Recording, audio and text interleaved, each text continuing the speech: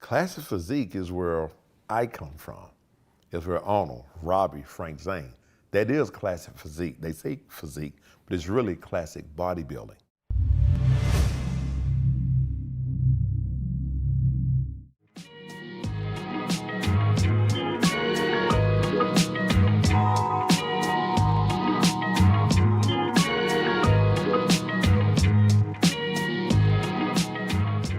A lot of guys chasing me, the sport of bodybuilding has grown tremendously, and so have the number of competitors.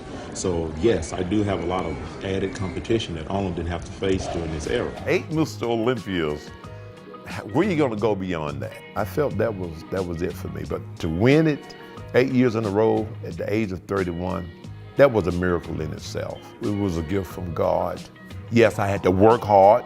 You just don't hand gifts out. You have to go get it. And I went and got it with all of my heart. With that 8th Olympia, it felt like I could finally exhale. Because when you're on the top, there's nowhere to go but down. And so you're always focusing on how do I stay here? And I'm living and I lived. You know, I had 2 children while I was training for the Mr. Olympia, stayed on top, was still reigning. But there's a certain amount of pressure. I had businesses going on. You know, there's a lot of stuff happening. So that last Olympia, I said what I needed to say, and I was ready to bow out and say thank you. Come in close with me, baby. Hey! Come on, baby, let's go. 3 more, 3 more. Hey! The intensity I generally try to work towards preparing for the Olympia 12 months out of the year. The intensity starts to increase about 6 months away from the show.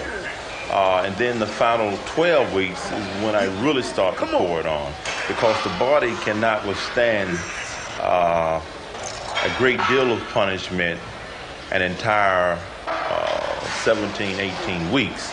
So 12 weeks is very intense. Well, it's a lot different now because I have younger bodybuilders that I meet at competitions, and you know, one of the things that I'm a stickler on is what do your wheels look like?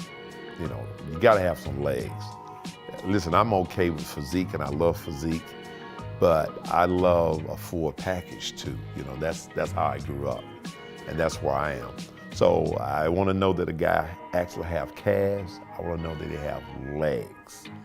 You know, so one of the things that I see that's sort of off balance now is athletes don't give enough time to bring it about growth and muscle maturity in the different body parts. They're now in a system where they would train one body part a week. Legs once a week, calves once a week, particularly calves. You know, and that's a biggie for me.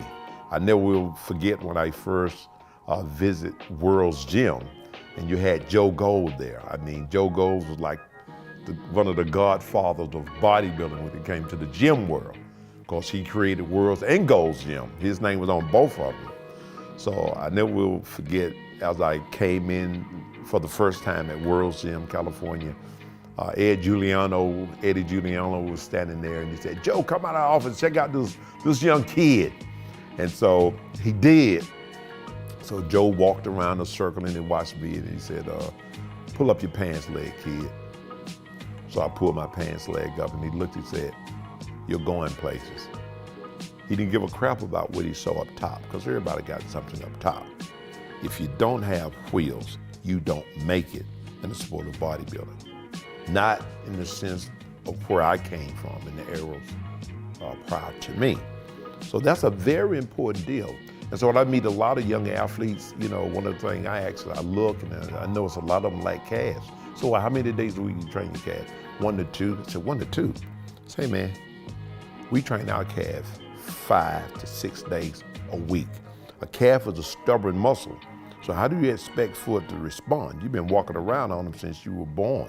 So your calf is used to high endurance. So in order to go beyond that, you got to give it something very different. You have to stimulate and nearly annihilate a calf in order for it to respond. Heavy, hard, consistent. And then I look at the fact that a lot of the athletes are training, one body part, a workout. They have an arm day, then they have a chest day, they got a back day. I said, how ridiculous is that? And what I see a lot is immature muscle. That particular type of program is more designed for a power lifter than it is for an actual bodybuilder. And so you can see it in the physique, the cross striations and the muscle maturity is not there like it used to be. So I spend a lot of time rewriting and fixing programs for the younger generation of bodybuilders.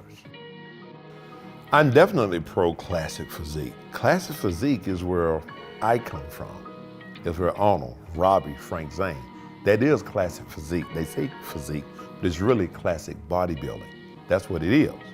It's beautiful bodybuilding. You have the vacuum, you have the nice line, and yes, you have the wheels. So I see no difference in that. I'm really happy to see that element of bodybuilding make its way back, because I felt that the physiques had sort of gotten out of hand. What made bodybuilding beautiful was no longer beautiful. And classic physique brings that back.